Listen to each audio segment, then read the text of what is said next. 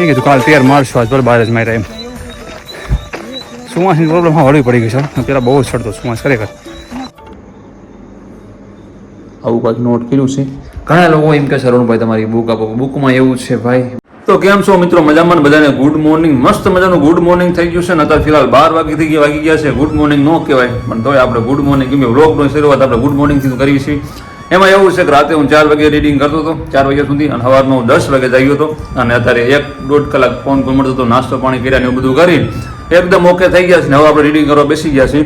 તો મેં તમને કાલના વ્લોગમાં જણાવ્યું હતું કે આપણે એમસીક્યુ સોલ્વ કરવાના છે. 3000 એમસીક્યુ છે તો શરૂઆત કરી આવું છું પહેલાં એમસીક્યુથી.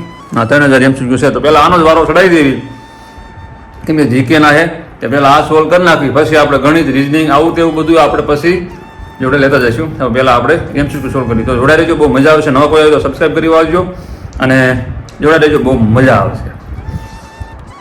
તો ચાલો અત્યારે 3 વાગ્યાનો ટાઈમ થઈ ગયો છે. આપણે પછી જમી લીધું હતું. ટોટલ 800 એમસીક્યુ સોલ્વ કર્યા આપણે અને 900માં પેરાગ્રાફમાં આવી ગયા છે એવી પેપર નંબર 9માં. આ ટોટલ 800 એમસીક્યુ સોલ્વ થયા અને 3 વાગ્યાનો ટાઈમ થઈ ગયો છે. 2:56 થઈ છે તો ઘડીક આપણે આરામ કરી જઈશું અને જમી લીધું હતું મેં એટલે આપણે શું કહેવાય 800 કમ્પ્લીટ થયા અને હજી હવે પછી થોડોક આરામ કરી વાળવી અને પછી આપણે મેચ લેવું છે.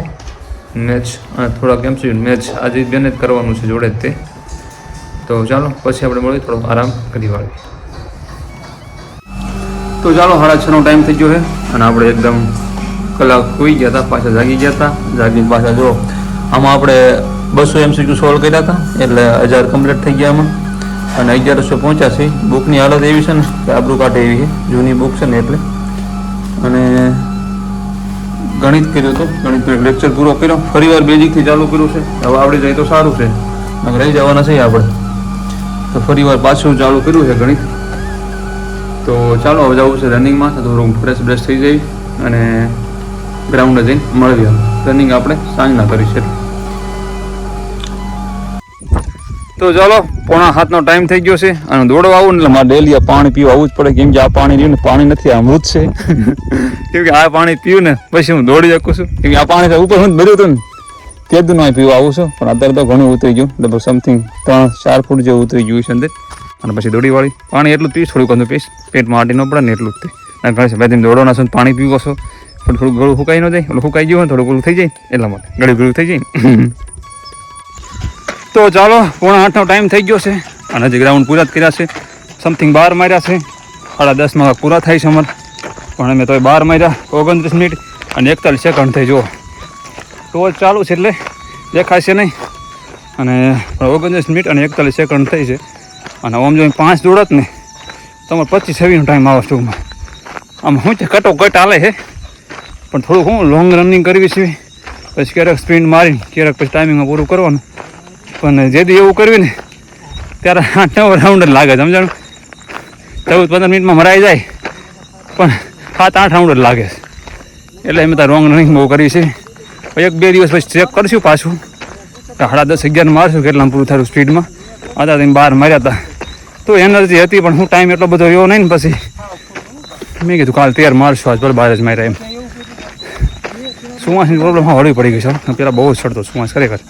હવે થોડી શાંતિ છે સુવાસ બાબતે, એટલા બધા હજી ઊભા જ રહેશે તો જો સુવાસ ખાય છે અને 12 રાઉન્ડ માર્યા છે. પહેલાં તો ખાલી 5-6 મારતો હતો ને તો કાયદેસર આખો આપતો.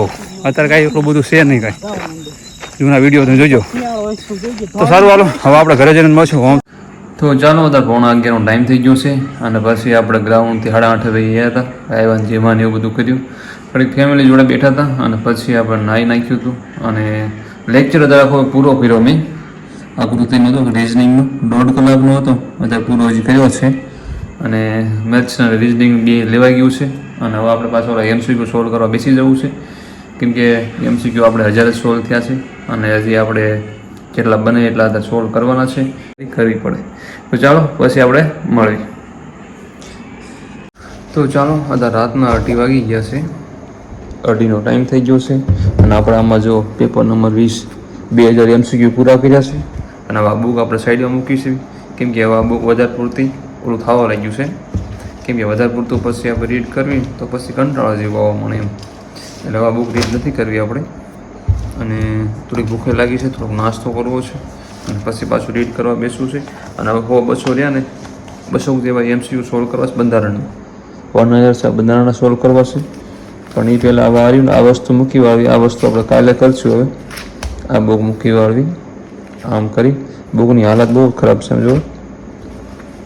રેડી? કેમ કે ઓનલાઈન પહેલાં આપણે સોલ્વ કરીશું. ઓનલાઈન એટલા માટે સોલ્વ કરીશું અને પછી આપણે વિધાનવાળાનું આપણે આયોજન ગોઠવું છે. પણ એકવાર ઓનલાઈન બધા સોલ્વ થઈ જાય ને હવે બસ પૂરા થવામાં જ છે. પછી આપણે વિધાનવાળા સોલ્વ કરવાના છે. પણ અત્યારે ઓનલાઈન પહેલાં સોલ્વ કરનાર હળવું ચડાય. ડાયરેક્ટ 10માં મળે ન હોવી જોઈએ. પહેલાં મળેથી હળવું સીડીએ ચડવું પડે. સમજે ને? ઘણા એમ કે અરુણભાઈ એવા વિધાન હોય કે સિંગલ લાઈનનો સોલ્વ કરવાનો, વિધાનવાળા સોલ્વ કરવાનો. એના કરા કાંઈ શું કહેવાય, વિધાનવાળા નહીં પૂછાય. ત્યાં 3 પ્રકારના છે પ્રશ્ન, 3. સમજ્યા ને? તો ચાલો નાસ્તામાં કંઈ નાસ્તો કર્યો નહીં, ખાલી ફ્રૂટ થોડું ખાધું. અને જો ચા મૂકી દીધી છે. ચા મસ્ત ભાગી રહી છે. એ થોડીક ચાનો મસ્ત શું કહેવાય લેયરથી એક લઈ લેવી મસ્ત. તો થોડુંક કલાક 1.5 કલાક રીડિંગ હજી કરવું હોય તો સારું થઈ જાય. કેમ કે 2:30 પોણા 3 જેવો ટાઈમ થઈ ગયો છે અને 4 વાગ્યા મને કરવું હોય તો 1.5 કલાક મસ્ત રીતે ખેંચાઈ જાય. એમને થોડું બંધારણ લેવું છે ને તો 200 ક્વેશ્ચન જે સોલ્વ થાય થોડા કરી નાખી તો મજા આવે.